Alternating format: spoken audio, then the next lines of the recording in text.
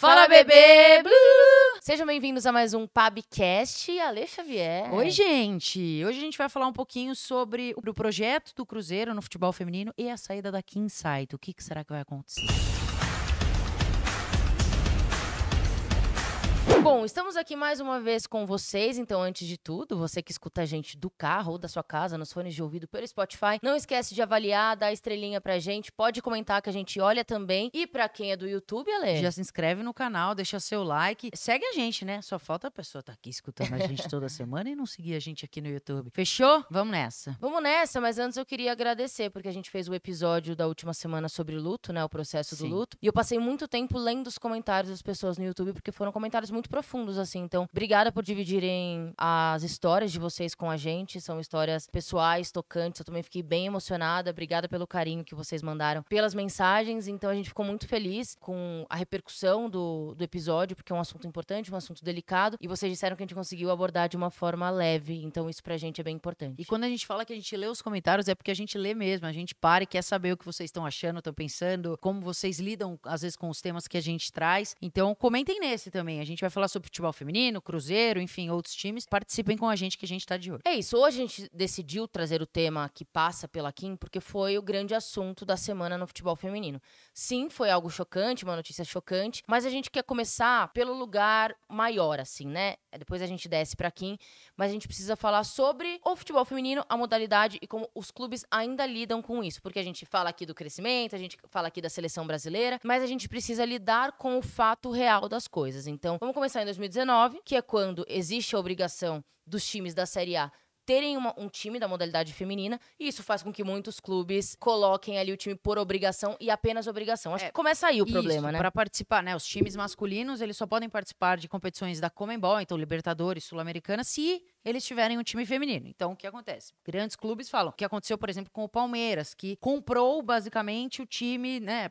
Comprou, assim, se apropriou do time de Vinhedo, que era, na época, virou o Palmeiras. Por isso que o Palmeiras joga e treina em Valinhos, que é tudo ali na região. E aconteceu com vários times do feminino que olharam para a modalidade não como uma questão, não com um olhar de, pô, vamos investir aqui um pouquinho, que seja, para começar a crescer saudavelmente, fazer com que dê certo, igual o Corinthians fez, muito antes da obrigatoriedade, e hoje colhe frutos nadando de braçada na frente dos outros clubes. Mas, enfim, o resumo é esse. E aí, o Cruzeiro, em 2019, teve um time feminino por obrigação, a princípio, né? Exato, tanto que, enfim, você vai trazer um pouco mais depois os detalhes, mas as meninas não tinham um lugar muito apropriado para treino, disputaram ali a final da Série A2, não ganharam, mas subiram, enfim, e aí começa a história do Cruzeiro com o futebol feminino ali, mas não era um time que nos últimos anos a gente via grande destaque no cenário nacional, então a gente pode citar outros clubes que vieram crescendo nos últimos tempos, e o Cruzeiro não era um clube que a gente falava, pô, vamos apostar que aqui vai ser diferente, e isso passou a mudar a partir do momento em que a Kim chegou no clube. Na verdade, as coisas no Cruzeiro, elas começam a mudar quando o Ronaldo compra, né, vira SAF, e ele traz pessoas de confiança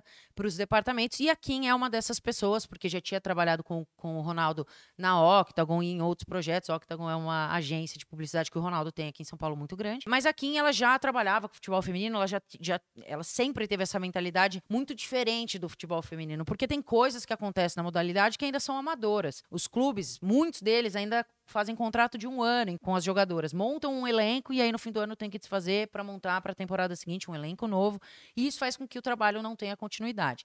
E uma das coisas que a Kim implementou dentro do Cruzeiro foi justamente isso, contratos maiores com as jogadoras. Não à toa, a Bianca Brasil, que é a craque do elenco, tem um contrato de 4 anos. E a Bianca Brasil, falando um pouquinho especificamente dela, porque ela deu essa declaração num pós-jogo, falando sobre a estrutura do Cruzeiro, que isso conquistou ela quando ela... Lembrando que ela tinha saído do Palmeiras, então ela sai do Palmeiras, em que a gente viu uma Bianca Brasil muito apagada, e ela vai pro Cruzeiro e ela vira uma estrela, né? E uma das coisas que conquistou, brilhou os olhos dela, além das coisas contratuais, né, que protegem a jogadora, tem muito isso no Cruzeiro. O Cruzeiro olha para a jogadora como um ser humano, né, e não apenas como um objeto, um material de, eu quero ganhar dinheiro em cima de você. A Bianca Brasil fala sobre a estrutura. Nossa, me encantou os olhos, pô, teve fisioterapeuta, enfim, tudo que um atleta profissional precisa, o Cruzeiro tava entregando para ela ali, para ela assinar e falar, beleza, aqui é o meu clube a partir de agora. E uma das coisas que a Kim também implementou foi o time profissional feminino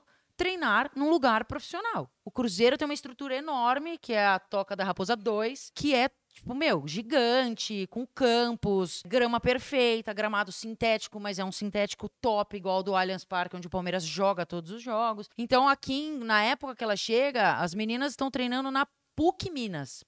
PUC é uma universidade. Então, os times universitários o time treinam. profissional, né, treinava ali junto com times amadores de universidade. Então, assim, isso era inadmissível. E a Kim consegue trazer isso, consegue trazer os treinos e tudo mais. Então, elas dividem tudo com os caras, porque, no fim, são profissionais igual. Então, acho que são pontos que a Kim acrescentou muito pro Cruzeiro. Ela, junto com outras pessoas, profissionalizou a modalidade dentro do clube. Então, quando a gente fala do amadorismo que existe dentro da modalidade no país, ela foi pelo caminho que ela acredita. Então, num caminho de gestão, num caminho profissional, de atenção às atletas, né? E principalmente quando a gente olha para o projeto Cruzeiro. O Jonas é o técnico. Acho que você já fala assim, pô, tem cara de um projeto vencedor. No extracampo, então toda a parte que tem de cuidado com as jogadoras, para além dos jogos, e a parte de pensamento e filosofia dentro do campo. Um cara que sempre trabalhou com futebol feminino, sempre desenvolveu jogadoras, ajudou a lançar muitas jogadoras para a vida profissional, para a seleção brasileira, tem toda uma história com o Centro Olímpico. Então, realmente um projeto muito bem pensado, a várias mãos. Então, além da Kim, outras pessoas trabalharam junto com ela, mas que era um projeto que a gente olhava e falava, putz, o Cruzeiro, nos próximos anos, vai dar muito trabalho. E já nos primeiros anos deu trabalho. Tanto é que o Ronaldo compra no final de dezembro, ali de 21, e em 23, né? Esquece 21, porque dezembro não dá pra ninguém trabalhar. Mas, pô, o trabalho começa em começo de 2022, e aí, em 2023, o Cruzeiro já vai pela primeira vez na história para as quartas de final do Brasileiro Feminino. Então, assim, a curto prazo, já dava para ver que os frutos seriam colhidos. Só que aí a gente, esse ano, teve um choque de realidade com a saída da Kim e com o Pedro Lourenço, que hoje é o dono do Cruzeiro, depois da venda da SAF do Ronaldo. Ele dá uma declaração que, nossa, parte meu coração, assim. Eu acho que não só as quartas de final do Brasileirão, mas o Cruzeiro volta a vencer o Campeonato Mineiro. O Cruzeiro chega à final da Supercopa contra o Corinthians. E, assim, foi um jogo que, pela primeira vez em muitos anos, todo mundo olhou de uma forma mais assim, acho que o Cruzeiro pode bater de frente com o Corinthians. Porque sempre chega no momento ali de times jogarem a final contra o Corinthians e vira um negócio tipo, é o Corinthians, né? Vai ser um amasso e tal. E foi um jogo em que o pensamento pré-jogo era diferente. Claro, no fim, o roteiro foi o mesmo. O Corinthians foi campeão da Supercopa, mas foi um Cruzeiro que saiu de cabeça em pé. A entrevista da Bianca Brasil pós-jogo foi incrível. Eu acho que o ponto é esse, assim, né? Todo mundo olhava pro Cruzeiro com a sensação de que é só o começo. Referência. Tá virando referência. É só o começo, é um time que tá olhando com o olhar muito direcionado para o futebol feminino, como tem que ser, traçando estratégias para preservar jogadoras, para entregar o melhor, né, trabalho, para elas conseguirem trabalhar da melhor maneira. Aproximar o time da torcida. Aproximar o time da torcida, trazer... Cruzeiro como um todo trouxe pessoas que olham para a modalidade. Por exemplo, o Jonas, que você citou muito bem, quando a Pia cai da seleção, a primeira pessoa que pensam, né, o pensamento ficou dividido entre Arthur Elias e Jonas, porque são os dois referências no futebol feminino. E aí, quando o Arthur vai para a seleção e o Jonas vai para o Cruzeiro, isso também reforça a ideia de que, o Cruzeiro está olhando para o futebol feminino com muito carinho. E a longo prazo. Então, eu acho que tem essa questão de, quando a gente fala do choque que foi agora, o Pedro Lourenço da declaração, pós a gente saber da saída da Kim, de meio... a Kim sempre planejou tudo a longo prazo. Então, o time de 2025 tá montado. Tinham pré-contratos, inclusive, né, ali já no forno e tudo mais. A gente imagina um time competitivo das cabulosas para 2025. Mas aí, um pilar fundamental dessa construção sai. Eu fiquei, assim, muito confusa. E eu acho que essa é a palavra, confusa. Quando todo mundo viu a saída da Kim, gerou uma confusão, assim, mas por quê? O que tá acontecendo? Porque não era uma coisa que tava escancarada, né? E a Kim fala que são por motivos pessoais, e depois a internet e a gente começa a querer entender o que tá acontecendo, porque, você tá construindo um projeto a longo prazo, você tá convencendo as jogadoras a assinarem contratos longos, e aí você sai? O que tá acontecendo? Sendo que todo mundo sabia que era um projeto de vida dela, né? Ela pretendia levar o Cruzeiro pro topo do topo. Mas aí a resposta vem dias depois, quando o Pedro Lourenço faz questão de dar uma declaração dizendo que não vai ter investimento. Basicamente ele disse, o futebol feminino não é a minha prioridade aqui, eu não vou fazer um time competitivo, eu quero fazer um time razoável. E aí, eu acho que entra num ponto que quê? O futebol feminino ainda é muito refém das pessoas que estão na gestão e no comando, porque você tem uma gestão que olha com carinho e quer que aquilo aconteça, essa gestão sai, entra uma gestão que não liga e não se importa, porque o futebol feminino não dá dinheiro, não dá lucro, não sei o quê, gasta muito tempo, é muito melhor olhar para o masculino, que vai lotar o estádio, vai me gerar receita e vai vender muita camisa, e aí a gente dá 10 passos para trás. A Kim e a vou chamar carinhosamente da galera do Ronaldo, deu 2 passinhos para frente com o feminino, e agora vai dar 10 passos para trás com a saída deles, entendeu? A gente não tá aqui pra fazer julgamento de valor e nem nada, porque a gente não pode, tipo, botar a mão no fogo e falar vai ou não vai acontecer. O cenário indica pra um lugar que não é o lugar que a gente imaginava do Cruzeiro. A declaração do dono do Cruzeiro... Sobretudo de investimento, mas assim, a gente não pode aqui já assinar que a Bárbara Fonseca, por exemplo, não vai tentar fazer um bom trabalho lá dentro, porque é uma pessoa que já trabalhava com a Kim. Então assim, ainda tem pessoas lá dentro. Se as pessoas vão sair, a gente não sabe. Mas ainda tem algumas pessoas lá dentro que se importam e que trabalham com futebol feminino. O Jonas é um exemplo, as jogadoras que estão lá, a Bianca Brasil, que são peças que eu acredito que possam lutar. É claro que sempre existe o problema da luta com cargos maiores. Então não adianta nada você querer se quem tá lá em cima não quiser. E isso fica ainda pior quando, depois do Pedro Lourenço, me aparece Alexandre Matos, que, assim, é o cara que mais fez loucuras no futebol, contratando jogadores e fazendo coisas inimagináveis pelos clubes, dando chapéu, investindo dinheiro, deixando alguns clubes um pouco prejudicados financeiramente. Quando ele aparece dizendo que o Cruzeiro estava dando um passo maior do que a perna com o futebol feminino, porque, basicamente, não tem dinheiro pra isso. Pô, vindo do Alexandre Matos? Assim, pra mim, a grande questão é, pode ser que as coisas continuem como elas estão? Pode ser que não caminhe pra trás, que as meninas não voltem a treinar na PUC, Belo Horizonte, Minas, pode ser. Mas, como fica o clima, como a cabeça de uma jogadora que tem mais 3 anos de clube ou 2 anos de clube, fala, não, tranquilo trabalhar aqui, tô num ambiente seguro, num ambiente que... vai continuar me proporcionando as mesmas coisas, não vai acontecer, entendeu? É só você pensar numa empresa, seu chefe entra e fala, o chefe anterior deixou o apartamento brilhando, uma mina foda, CEO. O apartamento?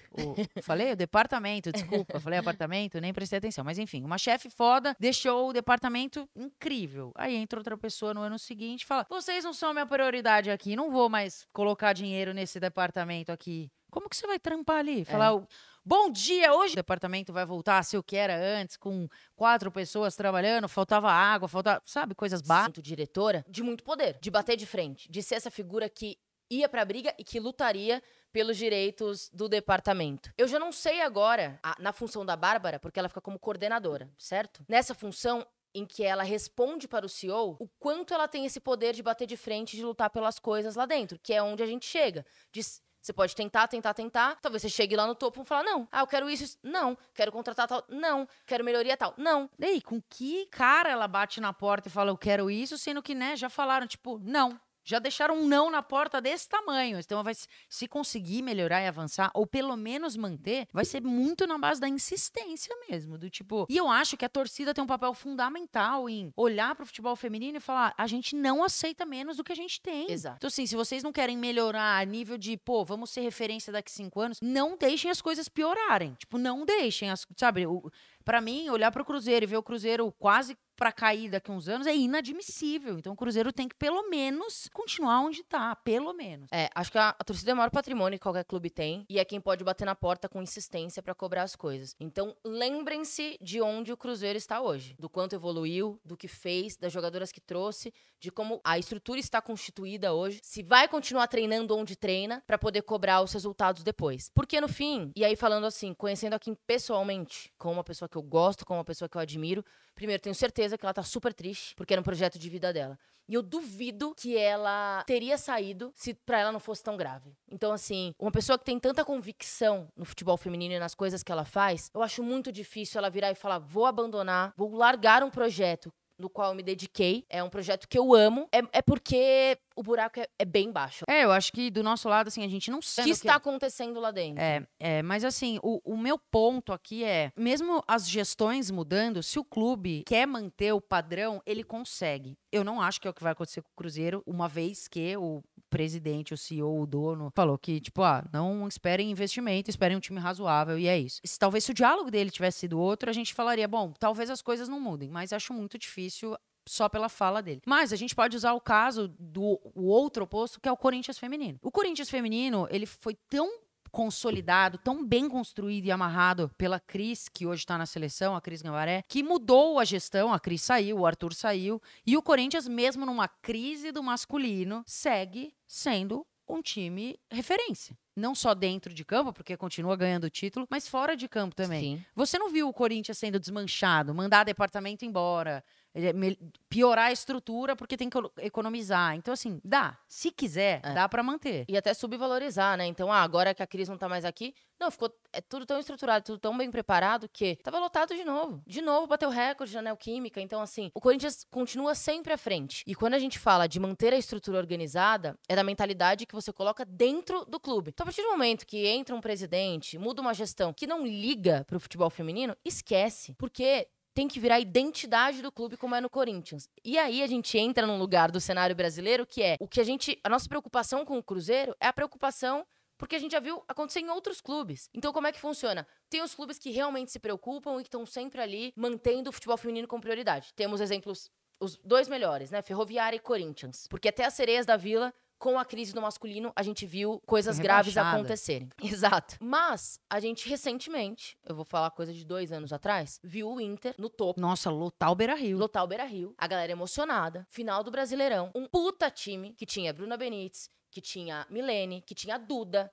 Assim, um time muito competitivo. E que a gente visitou a base, viu como eles tratavam as jogadoras e tal, não sei o quê. E que tava encantando. A gente falou, pô, que legal que o Inter tá fazendo. Um clube que pregava uma mentalidade de desenvolver os seus talentos e utilizá-los no profissional, né? Ao invés de fazer um processo como faz o Corinthians, que foi lá e pegou a Duda, por exemplo, logo depois da final do Brasileiro. Que tem suas jogadoras ali, mas tá sempre de olho no mercado. Porque tem a melhor estrutura, tem tudo de melhor pra oferecer pra jogadora. Então, quando uma jogadora desponta no Brasil, o Corinthians vai lá e pega, certo? Certo, exatamente isso. E o ponto pra mim, eu tô percebendo, eu falo muito ponto pra mim, né? Tem vários pontos. Eu tenho vários, meus pontos são infinitos, mas eu vou melhorar aqui na nossa conversa do podcast, eu vou me soltando mais. O Inter, pra mim, é um exemplo triste também, sabe? Porque a gente olhava pro Inter e quando a gente foi lá, a gente saiu com o olho brilhando do tipo, que legal que um time tá querendo crescer e construir. E a gente fala bater de frente com o Corinthians, não é porque, nossa, a gente não quer que o Corinthians ganhe mais ou não. Mas é que a gente quer que existam vários Corinthians, de estrutura, eu digo mesmo. Que o nível de competitividade no Brasil cresça. Exatamente, esse é o ponto, assim, que tenham mais times que consigam ganhar título, contratar jogadoras boas, e hoje, infelizmente, isso não acontece. Então, quando a gente vai pro Inter, e aí a gente vê depois de, 2 anos, o Inter, largado, entre aspas, assim, no futebol feminino, é muito triste. Porque, pô, sabe, você dá 2 passinhos pra frente e 10 pra trás, 2 pra frente. E isso acontece em todos os clubes, e aí é muito triste. Aí você vê números, tipo, quebra de recorde no futebol feminino. Fomos prata nas Olimpíadas. Não sei o quê. E aí você fica né? Você acaba ficando exausta do futebol feminino nesse sentido, porque parece que nunca vai. Sabe quando você anda com o carro freio de mão puxado? Parece que é assim que o futebol feminino caminha no Brasil. Tipo, no solavanco, sabe? E assim, pra mim, em relação ao Inter, por exemplo, acabou de vender a Pri, sabe? Vendeu a Priscila, transferência recorde, absurdo e tal. E a gente fica olhando e fala, pô, que legal, consegue desenvolver as jogadoras na base, e aí consegue vender. Então, as jogadoras, elas viram um ativo financeiro pro clube, que é algo importante no planejamento de gestão, também na modalidade feminina. E as coisas ficam meio perdidas. E aí, onde as coisas se perdem? No tratamento do dia a dia. Porque ali... Quando o Inter fez realmente o investimento de fato, manteve a Bruna Benítez, ficou com a Milene, tinha a Duda ali, era um time competitivo, foi um período em que o Inter botou a mão no bolso mesmo. Botou a mão no bolso e falou, vamos lidar como prioridade, né? Vamos fazer isso acontecer. Você viu, esse mínimo esforço faz acontecer. E aí depois a gente fica sabendo que, assim, mesmo quando viveu um grande momento, no fim, sempre houve embate com a diretoria. Sempre houve uma questão de ter um teto, de não conseguir as coisas, da evolução estar a um passo. Porque é esse passo que a diretoria não quer dar. É esse passo que a diretoria não tem o diálogo com as jogadoras para fazer a coisa se desenvolver. A gente separou aqui algumas falas do César Schunemann, que trabalhou na direção da modalidade dentro do Inter, e ele fez algumas críticas, e que eu acho importante a gente só colocar aqui como uma forma de embasamento do que a gente está dizendo, né? E ele falou assim, ainda vejo questões como campo, materiais simples como água, tendo que ser resolvidas diariamente. Ademais, vejo que parte do clube não entendeu o valor da modalidade para a instituição, esbarrando em situações diárias que, por vezes, cansam ter que encarar. Nossas atletas, comissão técnica multidisciplinar e staff trabalham muito e honram o clube e, na maioria das vezes, sem serem vistas devidamente. Resta nítido que ainda precisamos fazer muito para que o futebol de mulheres seja pertencido a elas em nosso clube. E eu acho que essa frase é mais importante. Uma coisa é ter, outra coisa é pertencer. Acho que tem várias coisas que são gatilhos nessa frase, né? A partir do momento que um diretor ali de futebol feminino fala que faltam coisas básicas como água, você fala, meu, não pode ser considerado profissional o tratamento que essas meninas estão tendo ali. Elas são jogadoras profissionais e elas não estão sendo tratadas como isso. E é um time grande. Jogadoras muito talentosas saem da base de lá. Exatamente. Então, assim, e aí essa questão de pertencer ou não é 100% isso. A partir do momento que você não tem o básico pra trabalhar, que te tratam como uma obrigatoriedade, tipo, faz time feminino aí, porque senão o masculino vai ser prejudicado, você não tá fazendo com que o futebol feminino pertença ao seu clube. Você só tá tratando ele como uma, sabe o checklist? Você tá dando um check ali porque você tem que ter ele ali. E aí vira uma, como, enfim, tem eleição nos clubes, se não é a mentalidade do clube, uma hora ou outra vai patinar, né?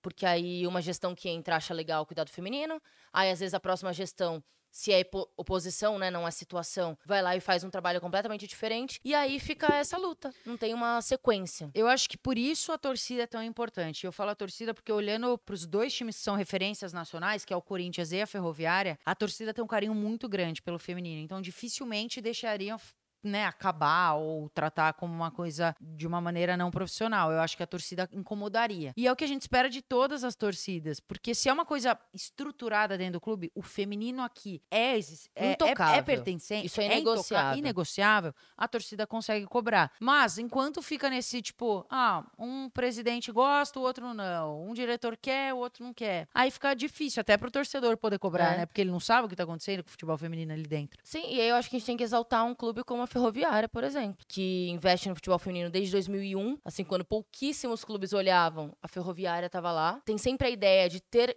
mulheres em cargos, então vamos colocar as mulheres na gestão da modalidade. A Ferroviária alimenta o seu time profissional com jogadoras formadas na base, então tem um investimento sério na base. A Aline Gomes é um exemplo disso. E toda hora a Ferroviária faz peneira pro futebol feminino sub-12, por exemplo, sub-13. É muito legal isso. Então, geralmente, quando me mandam mensagem, minha filha quer jogar bola, eu falo, fica de olho na peneira da Ferroviária. A gente sabe que Araraquara, às vezes, é um pouco distante da capital, São Paulo, então acaba ficando difícil para muitas meninas irem para lá. Mas a Ferroviária tem estrutura para isso, e isso é muito legal, assim. E aí, vale destacar também que foi um dos primeiros clubes a olhar o futebol feminino a longo prazo, porque foi um dos primeiros clubes a olhar para as meninas de base e quando elas sobem pro profissional, fazer um contrato mais longo para valorizar o produto que eles criaram. Sim. E esse retorno vai voltar para eles, então isso é muito legal. A Ferroviária tem que tirar o chapéu, assim. Não, é um time enorme e que não só faz o investimento, mas conquista títulos, então tudo isso,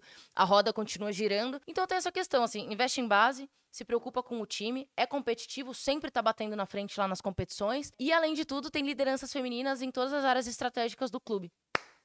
Palmas pra Ferroviária. Pois é. Então, assim, é o tipo de projeto que mesmo, não vai bem num ano, não foi um ano tão competitivo, é regular.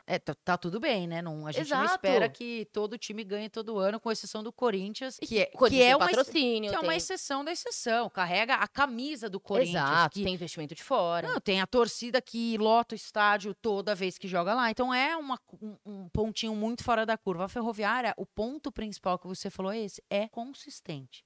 Passa ano, entra ano, a Ferroviária tá ali investindo no futebol feminino e colhendo frutos. Lançando jogadora. Não ganhou título? Lança uma jogadora. E assim a Ferroviária tá indo como referência no futebol feminino. Alimenta o ecossistema do futebol feminino, né? E a gente fala da Ferroviária, porque a nossa crítica vai para os clubes que têm dinheiro e camisa grande dentro do futebol masculino, inclusive, quando a gente levanta a mão para falar de Palmeiras, para falar de São Paulo, para falar de Flamengo, quando a gente bate na porta do Inter para trazer esse assunto aqui, quando a gente fala do Cruzeiro, Atlético Mineiro, porque você fala, Ceará. Tem dinheiro, tem patrocínio, é uma questão de olhar e de preocupação. Então, o São Paulo é um clube que, nesta temporada, surpreendeu. Fez um bom trabalho, Tem boas jogadoras, inclusive na convocação que saiu agora, enquanto estamos aqui. A Marcela pode confirmar pra mim, mas eu acho que 3 jogadoras do São Paulo. Foi a Camilinha, eu vi que tava. a Dudinha. Essa mina joga muita bola. Bia Menezes, então são 4, porque eu vi mais uma com o símbolo de São Paulo lá. É que a convocação saiu enquanto a gente estava no podcast. Ah, e você não tava prestando atenção então no que eu tava falando, tava vendo a convocação. Não, eu só parei 1 minuto pra dar uma olhadinha. Tá bom. E a Kaká, então 4 jogadoras que o Arthur Elias decidiu dar oportunidade na seleção brasileira. E isso é muito legal. Então é uma convocação que, óbvio, tem um misto ali das jogadoras que já jogaram a Olimpíada e jogadoras que na temporada fizeram um bom trabalho em solo nacional. O São Paulo jogou a final do Brasileirão. E eu acho que os grandes clubes, a camisa pode atrair jogadoras, né? Tipo, vou jogar no São Paulo. Mas se a jogadora entra ali e vê que não é realmente o que ela esperava, de estrutura, de tratamento, ela sai e ela vira para as outras jogadoras e fala, mano, não vai para lá, porque não tá muito legal. E isso eu acredito que esteja mudando no São Paulo. A gente sabe que no começo, em 2019, foi muito difícil. A Cris saiu falando muito mal, a Formiga saiu falando muito mal. E pelo que eu sinto, as coisas no São Paulo realmente estão melhorando. E o São Paulo fez o quê? Encheu o Morumbi. A galera fala, encheu como? Não tinha nem 40 mil pessoas. Porque tá achando que é fácil colocar gente no Morumbi. O primeiro jogo ali, 20 Finalmente mil pessoas. O Morumbi é gigante, né? 20 mil pessoas para um estádio que cabe 80, 60... 20 mil pessoas somem, se espalham. Bom, o Morumbi já abrigou mais de 100 mil pessoas, né? Então, assim, é realmente um grande feito. E é um grande feito por isso, porque se você pega essas 20 mil pessoas, são pessoas que foram assistir o time feminino em casa, no seu próprio estádio, em um dia em que o time masculino jogava fora de São Paulo. Sim, total. Então, é um grande feito, foi uma grande conquista. Teve gente falando, porque depois, semana que vem vocês vão ver na Arena, calma aí na também, Neoquímica, né, como vai ser. Calma, gente. Pô, se você coloca 20 mil pessoas pra esse jogo do São Paulo no Pacaembu, você ia olhar pro estádio e falar, meu, tá foda. E outra, assim, calma, né? Um passinho de cada vez. Pô, se for pra uma final o ano que vem, ou até agora do Paulista. Não, se vira comum o clube colocar mais jogos no Morumbi. Aí... Morumbi, por favor. Aí vai virando costume. E as pessoas vão se animando, vão querendo ir cada vez mais. Mas enfim, a gente não tá aqui pra falar do Morumbi, lotado ou não lotado. A gente tá aqui pra falar que é lamentável ver o futebol feminino sendo jogado de lado, dependendo da pessoa que tá ali no comando de um clube ou não. Eu espero muito que o Cruzeiro não vá ladeira abaixo, muito mesmo, porque tem tudo pra crescer. É só as pessoas que estão ali no comando deixarem. Time competitivo no papel para 2025, vamos ver como vai ficar em relação às pré-contratações, talvez. Sei agora. Mas muito triste pela saída da Kim. Kim, vem ser CEO do Passabola. A gente te quer muito Kim, aqui. vamos comprar um clube. Vamos fazer o nosso clube. Clube do Passabola. Se a Kim estiver assistindo isso, Kim, pode tocar aqui o nosso telefone. Ronaldo, vem ser nosso investidor. É isso, acabou. Vamos comprar um clube do futebol feminino. Ô, Ronaldo Fenômeno, vamos montar um time de futebol feminino Passabola FC.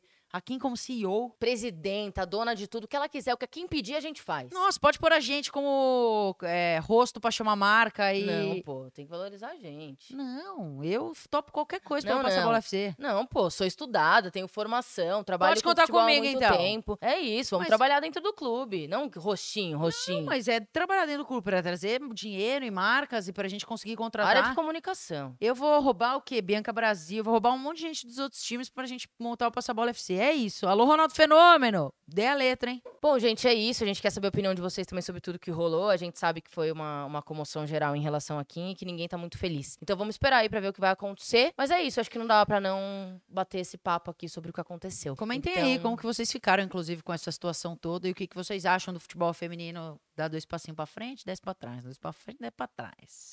É isso, não dá pra viver de picos e aí de baixas e picos e baixas e picos e baixas. Tem que ser estável. Regular. Só lembrando, se inscreve no canal, deixa seu like, ativa o sininho pra você, né, receber a notificação quando a gente publicar o nosso podcast. Se você tá escutando a gente no Spotify, dê 5 estrelas, que a gente sabe que enfrentar esse trânsito caótico das cidades grandes e metrópoles não é fácil. Espero que a gente amenize o seu tempo dentro do carro com entretenimento e cultura e informação e tudo que a gente puder. É isso, um beijinho pra vocês. Até o próximo episódio. Até o próximo episódio. Tchau.